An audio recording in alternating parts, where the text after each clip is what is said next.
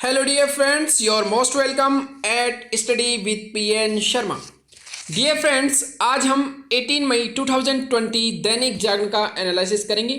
तो इसमें कौन कौन सी ऐसी न्यूज़ है जो हमारे यूपीएससी एंड स्टेट पीसीएस के पॉइंट ऑफ व्यू से इम्पोर्टेंट है, उन सभी न्यूज़ का हम डिस्कशन करेंगे। तो डियर फ्रेंड्स, न्यूज़ स्टार्ट करने से पहले एक बार देख लेते हैं कि वर्ल्ड में कोरोना केसेस कितने हुए हैं। अगर पूरे वर्ल्ड की बात करें तो 47 लाख केसेज हो चुके हैं, जिसमें अमेरिका में 15 लाख। अगर इंडिया की बात करें तो 95,000 का आंकड़ा इंडिया ने छू लिया है, जिसमें दिल्ली में 9,000 एंड अगर भारत की बात करें तो इंडिया में जो मैक्सिमम केसेज हैं तो महाराष्ट्र में 33,000, गुजरात में 11 second number and Tamil Nadu third 11,000। तो ये सभी केसेस थे जिनके बारे में आपको थोड़ा सा ध्यान रखना है। अब जो लॉकडाउन है वो 31 मई तक बढ़ गया है। ये 4 नंबर का लॉकडाउन है, तो ये जस्ट सिंपली आप देख लेना, ऐसा होगा लॉकडाउन 40। तो एग्जाम के पॉइंट ऑफ व्यू इंपॉर्टेंट नहीं है, आप सिर्फ इसको पढ़कर छोड़ सकते हो। हमारे लिए जो इंपॉर्टेंट है वो यहाँ पर वित्तीय संकट में फंसे राज्य को मदद का ऐलान। तो हमने देखा था कि जो प्रधानमंत्री जी के द्वारा 20 लाख करोड़ का जो पैकेज दिया गया था, उसमें हमने देखा कि सबसे फर्स्ट जो घोषणा हुई थी वो एमएसएमई सेक्टर के लिए हो गई थी, उसके बाद मजदूरों के लिए, उसके बाद एग्रीकल्चर के लिए, उद्योग के लिए, और अब जो हुई है वो अन्य चीज़ों के लिए हुई है, जैसे वित्तीय संकट से कैसे बाहर निकाले राज्यों को।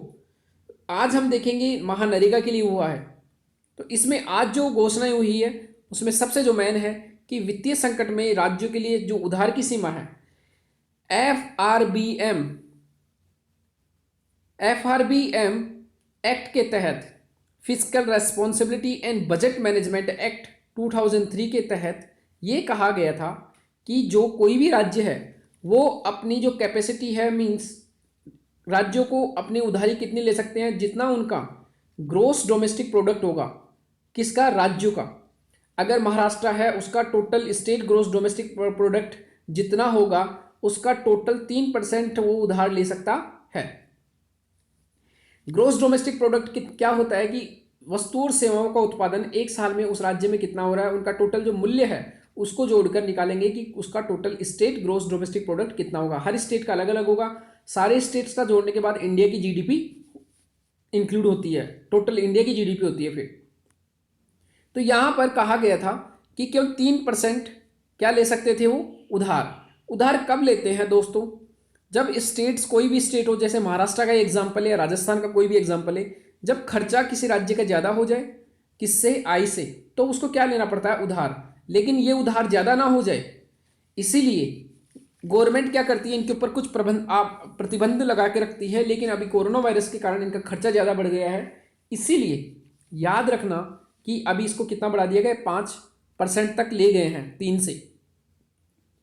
अन्य क्या है कि जो कॉरपोरेट सेक्टर है उसमें इंस्पेक्टर राज को खत्म किया जाएगा, क्योंकि कॉरपोरेट सेक्टर में जब इंस्पेक्टर राज मीन्स ज़्यादा जांच पड़ताल के से क्या होता है कि करप्शन, कोई भी उद्योग चल रहा है वहाँ पर कोई पुलिस का व्यक्ति पहुँच जाता था, कई तरह के नियम कानून पढ़ाते थे, उसके कारण क्या है, करप्शन बार बार परेशान किया जाता था। उसके बाद आप याद रखना कि जो स्पेशली आप जो महानरेगा है उसमें 40,000 करोड़ रुपए का क्या किया गया, इंतजाम किया गया है। तो महानरेगा ये इंपॉर्टेंट नहीं है हमारे लिए, राज्यों का यहाँ इंपॉर्टेंट है, जो राज्यों से संबंधित है वो आप हमेशा याद रखना। उसके बाद पेज नंबर 2, यहां पर कोई न्यूज नहीं है ऐसी जो हमको पढ़ना है। पेज नंबर 3, पेज नंबर 4, 5, 6, 7, यहां पर एक भी न्यूज ऐसी नहीं है जो हमारे यूपीएससी के पॉइंट ऑफ व्यू इंपॉर्टेंट हो। हम डायरेक्ट चलेंगे पेज नंबर 7 पर, जहां हमारे लिए एक छोटा सा पॉइंट है, उसको याद रखना। यहां पर याद रखना कि इंडिया में ऐसा जो आईपीसी है, IPC 86, CPC, civil procedure code means दीवानी प्रक्रिया संहिता, उसकी धारा 86 के तहत ये कहा गया है कि एक नागरिक जो इंडिया में है वो किसी विदेशी सरकार पर मुकदमा नहीं कर सकता। तो ये आप याद रखना, सिर्फ एक लाइन याद रखना, और बाकी आप यहाँ पढ़कर समझ सकते हो कि अगर मुकदमा किया जाएगा यहाँ से, और मान लो वो मुकदमा यहाँ चले और यहाँ की गवर्नमेंट ने अगर बोला है कि चाइना पर इतना जुर्माना लगा जाए, किसी फॉरेन गवर्नमेंट पर इतना जुर्माना लगा जाए, तो उस गवर्नमेंट को वो जुर्माना भरना पड़ेगा। ये इंपॉर्टेंट है। लेकिन इंडिया में ऐसा प्रावधान नहीं है कि किसी बाहर की सरकार पर कोई भी मुकदमा दायर कर सके। पेज नंबर 7 पर इतना सा याद रखना, एक जो इंपॉर्टेंट है, एक होता है NDRF, national disaster response force. तो इसका नाम याद रखना, जब भी कहीं आपदा आती है तो ये जाती है। साथ ही में एक चक्रवाती तूफान आया है एम्फन। तो ये याद रखना कि ये डिजास्टर मैनेजमेंट का पार्ट है। आए दिन तूफान आते रहते हैं, तो उनको कैसे हम बचाव करें, ये इंपॉर्टेंट है कि आए दिन अब जब ये तूफान ऐसे आते हैं तो इंडिया का जो डिजास्टर मैनेजमेंट है वो काफ़ी अच्छा हो गया है। पहले जो तूफान आते थे उनमें जान माल की ज़्यादा हानि होती थी, अब जो तूफान आते हैं उनमें जान माल की कम से कम हानि होती है, क्योंकि हम पहले से ही मॉनिटरिंग करके रखते हैं। पेज नंबर 8 पर हमको क्या याद रखना है, उसके अलावा कोई नहीं, रोजगार के द्वार खोलने का दांव। यहां पर हमें क्या क्या याद रखना है कि जो इन्होंने समझाया है, जो बहुत इंपॉर्टेंट है इस पूरे आर्टिकल में, जो मेन हमारे लिए इंपॉर्टेंट है वो है फर्स्ट, वैश्विक खाद्य आपूर्ति श्रृंखला। क्या होता है कि पूरा वर्ल्ड में देश आपस में जुड़े हुए हैं। जब वे देश आपस में जुड़े हुए हैं तो आपस में किसी के यहाँ गेहूं पैदा हो रहा है, किसी के डेयरी प्रोडक्ट है, तो ये आपस में जुड़े हुए हैं, वहाँ के उद्योग धंधे आपस में जुड़े हुए हैं, एक्सपोर्ट इंपोर्ट। तो ये जो पूरा है इसी को क्या बोल रहे हैं, वैश्विक खाद्य आपूर्ति श्रृंखला। क्योंकि एक दूसरे देश आपस में किसी न किसी भी एग्रीकल्चर वस्तु का आदान प्रदान कर रहे हैं। यहाँ पर जो एक इन्होंने लिखा है, एक पॉइंट है खाद्य सुरक्षा। खाद्य सुरक्षा मीन्स फूड सिक्योरिटी क्या होती है कि भरपेट भोजन मिल जाए किसी व्यक्ति को। इसके अलावा एक होती है पोषण सुरक्षा। इसमें आप भरपेट भोजन तो खा रहे हो, लेकिन क्या आप केवल कार्बोहाइड्रेट से ले रहे हो, क्या आप केवल प्रोटीन ही खा रहे हो, क्या आप केवल फैट ही खा रहे हो, तो ये आपका संतुलित भोजन है क्या, जिसमें फैट, विटामिन, प्रोटीन, जल, खनिज, लवण सब आ रहे हैं क्या। तो पोषण सुरक्षा के, खाद्य सुरक्षा के साथ हमारे देश में पोषण सुरक्षा भी होना जरूरी है, क्योंकि खाद्य सुरक्षा ही रहेगी और पोषण सुरक्षा नहीं होगी तो कई तरह की बीमारियां आ जाती है। तो खाद्य सुरक्षा, पोषण सुरक्षा आप हमेशा याद रखना। यहां पर जो एक इंपॉर्टेंट पॉइंट इन्होंने लिखा है वो बहुत इंपॉर्टेंट है, इसके बारे में आप याद रखना क्या कि सरकार को सोर्सिंग, यहां पर जो चानुचीनी, यहां पर जो सोर्सिंग, सैंपलिंग और स्टोरिंग प्रोसेसिंग प्रक्रियाओं सप्लाई चेन पार्क बनाना चाहिए। मीन जहां पर ये प्रोसेसिंग होती है, इसका मतलब क्या है यहां पर समझना कि सोर्सिंग मीन्स जहां पर सोर्स है सरकार को, कि वहां पर अगर आप वेजिटेबल की लिए प्रोसेसिंग की कोई इंडस्ट्री लगा रहे हो तो वेजिटेबल होना चाहिए, आलू की चिप्स लगा रहे हो, चिप्स के लिए अगर कर रहे हो तो आलू के खेत होने चाहिए। सैम्पलिंग, जहां पर सैंपल लिया जा सके, ऐसे वहां पर टेस्टिंग की जा सके। स्टोरेज, कोल्ड स्टोरेज बना सके। और प्रोसेसिंग मत मीन्स किसी रॉ मटेरियल को आप किसी प्रोसेस्ड फूड में बदल सको, जैसे टमाटर से क्या हमने बना दिया सॉस। तो इनके आसपास ही हमको सप्लाई चेन बनाना चाहिए। सप्लाई चेन पार्क मीन्स एक बड़ा पार्क, एक बड़ा उद्योग जैसे बना दो, वहां से उत्पादन होकर उसको क्या सप्लाई के लिए कहीं ना कहीं हम भेज सकें। तो आप ये याद रखना। इसके अलावा हमको यहाँ इस एडिटोरियल में जो इंपॉर्टेंट है वो यहां पर अनुबंध खेती के बारे में कहा गया है। अनुबंध खेती तो कॉन्ट्रैक्ट फार्मिंग और कृषि भूमि पट्टे पर देना मीन्स लैंड लीजिंग। तो अनुबंध फार्मिंग क्या होता है, जिसमें कॉन्ट्रैक्ट फार्मिंग, किसान जो रहता है वो पहले किसी कंपनी और किसान, इन दोनों के बीच में पहले ही क्या हो जाता है सौदा। जैसे किसान अगर आलू बोता है तो चिप्स बनाने वाली कंपनी के बीच में पहले से ही ये कॉन्ट्रैक्ट हो जाता है कि आपका जितना आलू होगा मैं खरीद लूंगा, और भाव भी पहले से फिक्स हो जाता है ताकि किसान को भी फिक्स भाव हो जाता है और कंपनी को भी बाद में मार्केट में महंगी भी हो सकती है वस्तु, तो उसको महंगी होने से बच जाता है।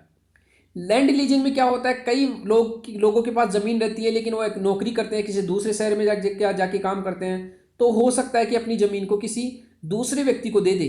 लेकिन इसमें हो क्या रहा है इंडिया में कि जब दूसरे व्यक्ति को देते हैं तो लो नहीं है, दूसरा व्यक्ति कब्जा कर लेता है जमीन पर। इसलिए इससे बचने के लिए एक पर्टिकुलर एक्ट लाया गया है जिसे बोल रहे हैं लैंड लीजिंग एक्ट। यहां पर जो एक इंपॉर्टेंट आई है, छितराई हुई छोटी जोत की समस्या। मीन्स क्या होता है, पहले क्या थी, बड़ी बड़ी खेत थे, जब कोई व्यक्ति एक था, उसके 4-5 या 2-3 बेटे हो गए, उनके बाद क्या हुआ, ये जमीन जो थी वो 4 भागों में बट गई 4 बेटों में।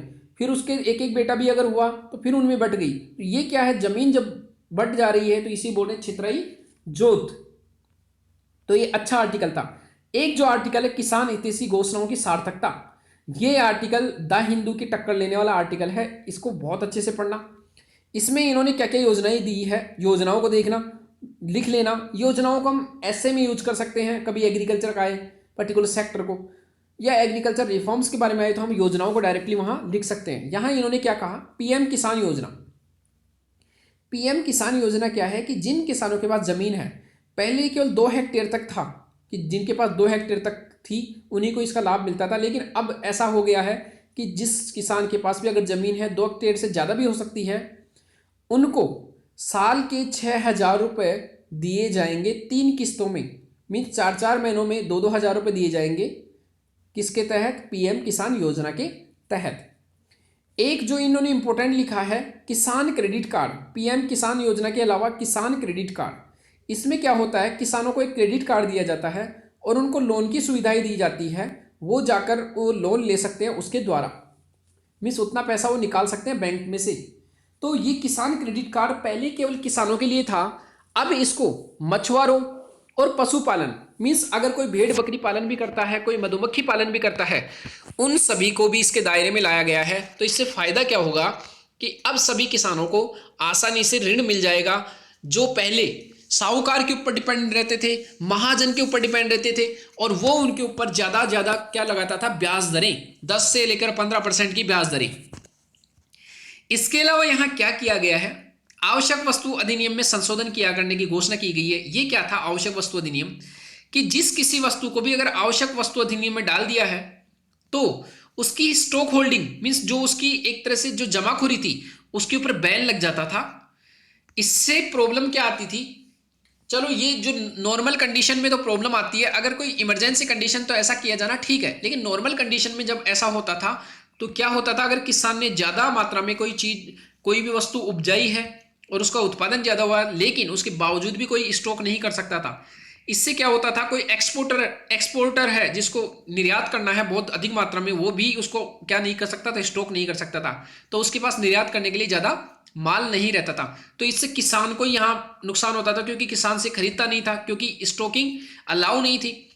अब क्या हुआ है कि अनाज, खाद्य तेल, तिलहन, दलहन, आलू, प्याज, इन सभी पर ये जो आवश्यक वस्तु अधिनियम के तहत स्टॉक पर लिमिट पर जो लगा हुआ था, बैन लगा हुआ था कि स्टॉक नहीं कर सकते, उसको हटा दिया गया है। अब क्या होगा, राष्ट्रीय आपदा और अकाल को छोड़कर इनकी स्टॉक पर कोई सीमा नहीं है, मींस अब कितना भी स्टॉक कर सकते हो। इससे क्या होगा फायदा, कि किसानों के लिए कोल्ड स्टोरेज की फैसिलिटी बढ़ेगी, क्योंकि कंपनियां अब स्टॉक कर सकेगी अपने यहां, साथ ही में इसको जो एक्सपोर्ट है वो भी बढ़ेगा। कृषि उत्पाद विपणन समिति अधिनियम, ये क्या होता है, एपीएमसी एक्ट। इसके तहत क्या होता था कि अलग अलग राज्यों में, जैसे महाराष्ट्र अगर एग्जांपल ले तो यहां पर क्या है, यहां या राजस्थान ले सकते हैं, तो राजस्थान, महाराष्ट्र या यूपी, कोई भी एक पर्टिकुलर स्टेट है, तो उसमें ये छोटी अलग अलग मंडियां रहती थी, मंडी 1 2 3, एपीएमसी, इन्हीं को बोलते हैं एपीएमसी मंडी। इनमें अगर कोई किसान की यहां जमीन है तो किसान क्या करता था, जैसे उसका उत्पादन हुआ, पहले किसी एक मंडी में जाना पड़ता था, फिर एक मंडी में जाने के बाद कोई बड़ी मंडी है राज्य की तो उसमें जाना पड़ता था, और उसके बाद वहां से खरीद कर कोई दूसरे राज्य में कोई दूसरा व्यक्ति लेके जाता था। किसान को क्या है, इससे नुकसान रहता था कि किसान पहले अपने आसपास की मंडी में जाता था, फिर कोई बड़ी मंडी में जाता था तो यहाँ टैक्स यहाँ लग जाता था, उसके माल पर यहाँ पर भी टैक्स लगता था, तो किसान को यह नुकसान होता था। साथ ही में किसान की यह मजबूरी थी कि अपने राज्य में वो अपनी वस्तु को बेचे। अब क्या हो गया कि राजस्थान का कोई किसान अगर तमिलनाडु के किसी किसान को या किसी व्यक्ति को अपनी वस्तु बेचना चाहता है तो बेच सकता है बिना किसी रोक टोक के, तो ये किया जाएगा अब। तो इससे फायदा होगा, इसमें ई ट्रेडिंग होगी, मींस ऑनलाइन ट्रेडिंग हो जाएगी, तो ये आप जरूर याद रखना।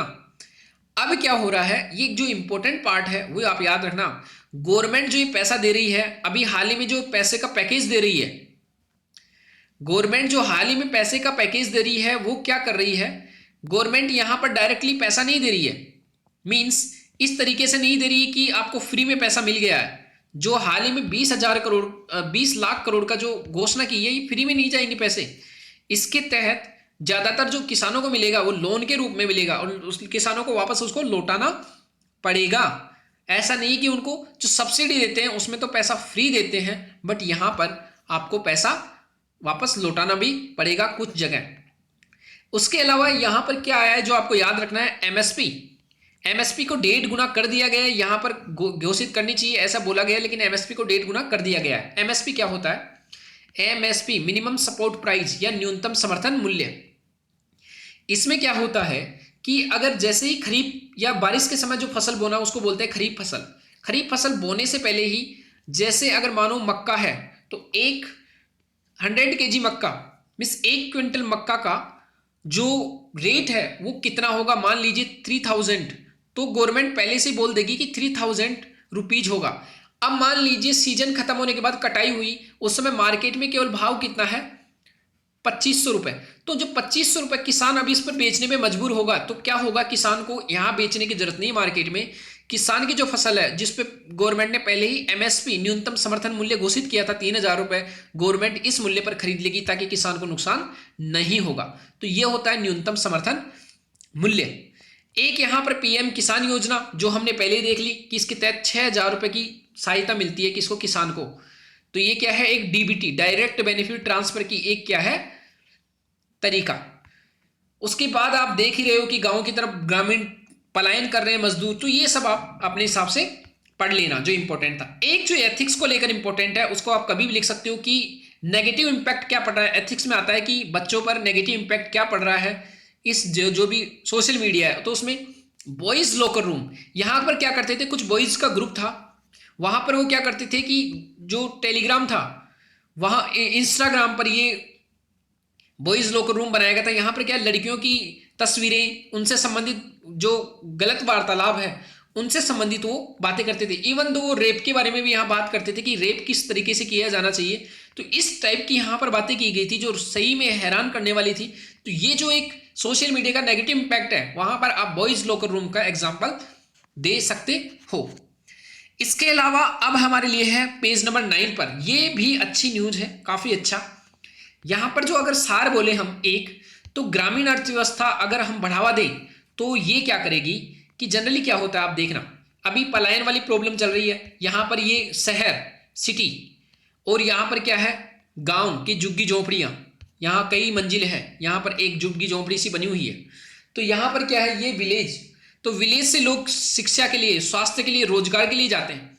अगर सोचिए कि यहां गांव में ही रोजगार लगा दें, अगर कुटीर उद्योग लगा दें, मुर्गी पालन, बी कल्चर या क्राफ्ट, ये सभी बायोगैस प्लांट बना दिए, शिल्पकारी को बढ़ावा दे रहे हैं। जो आदिवासी गांव हैं उनमें कई तरह के उत्पाद मिलते हैं, बनते हैं, लेकिन बाजार नहीं रहता। अगर इन सभी को बढ़ावा दें तो गांव का आदमी गांव में ही रोजगार पालेगा, तो उसको शहर में जाने की जरूरत नहीं पड़ेगी। शहरों में मलिन जो बस्तियां रहती है वहां पर वो रहते हैं, तो इन सभी से बचा जा सकता है। तो इनका कहना यही था कि गांव में जो गांव की अर्थव्यवस्था है उसको हम बढ़ावा दें तो इंडिया की ग्रोथ होगी। और एक बार यूपीएससी ने क्वेश्चन भी पूछ लिया कि हम स्मार्ट सिटी पर एम्फेसाइज कर रहे हैं, मीन्स हमने स्मार्ट सिटी प्रोग्राम लेकर आए हैं। जब तक ये सक्सेसफुल नहीं होगा, जब तक हम स्मार्ट विलेज नहीं बनाए। स्मार्ट विलेज, स्मार्ट सिटी क्या है, जहां पर अच्छी स्वास्थ्य हो, अच्छी सेवाएं हो, अच्छी सड़कें हो, अच्छे बाजार हो, सभी जरूरत की सुविधाएं, अच्छा पेयजल हो, तो वो होगी स्मार्ट सिटी, साफ स्वच्छ हो।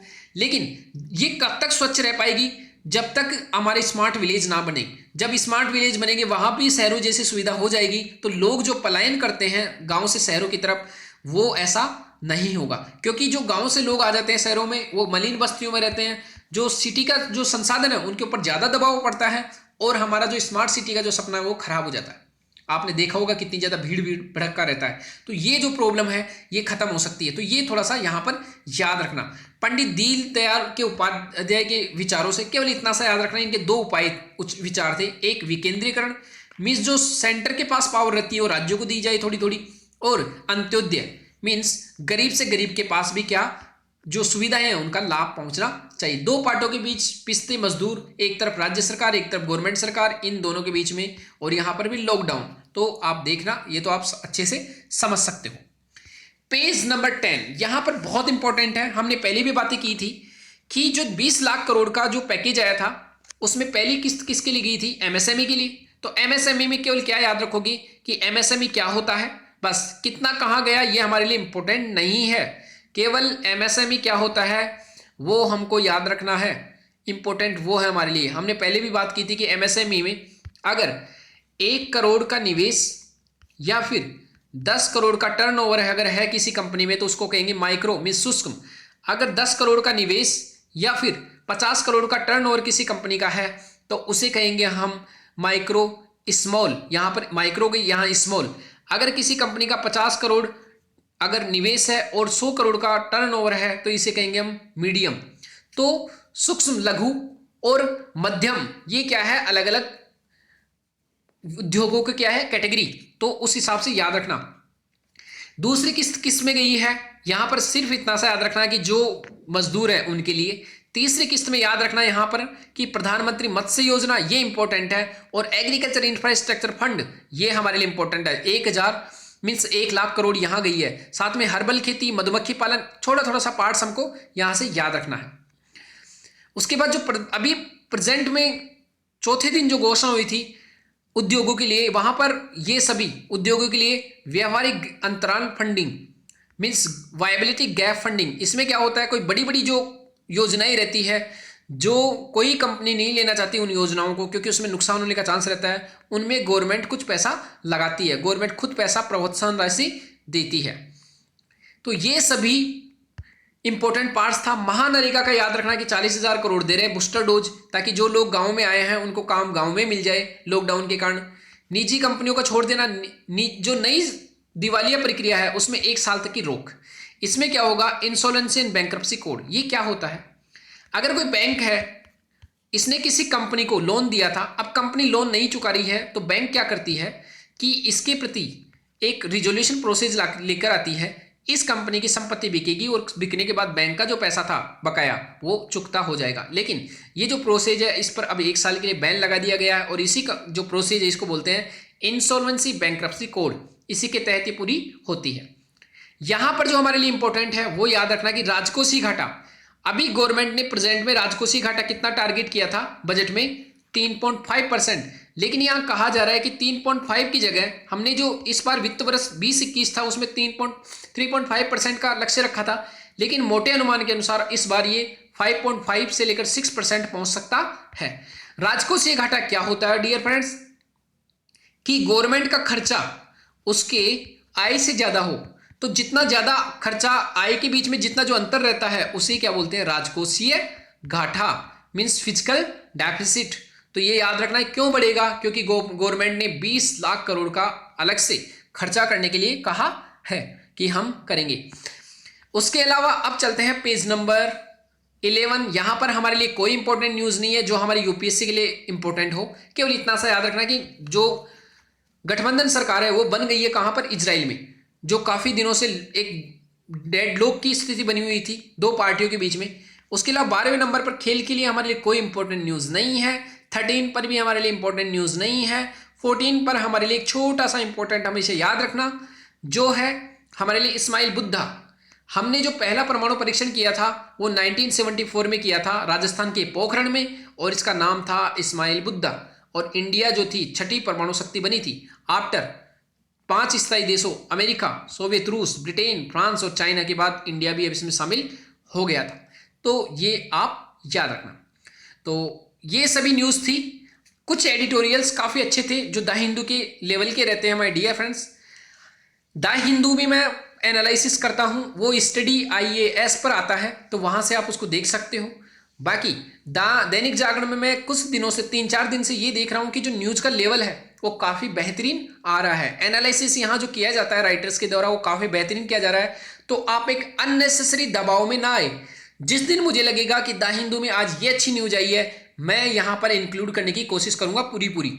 लेकिन आपको तनाव में नहीं आना है कि द हिंदू ज़्यादा अच्छा है। अभी मैं 2-3 दिन से ये फॉलो कर रहा हूँ और देख रहा हूँ कि रियल में जो न्यूज है दैनिक जागरण की, अगर उसको सही तरीके से पढ़े तो आपको द हिंदू कहीं ज़्यादा जरूरत नहीं है, क्योंकि द हिंदू में भी वही न्यूज है सब जो दैनिक जागरण में आ रही है।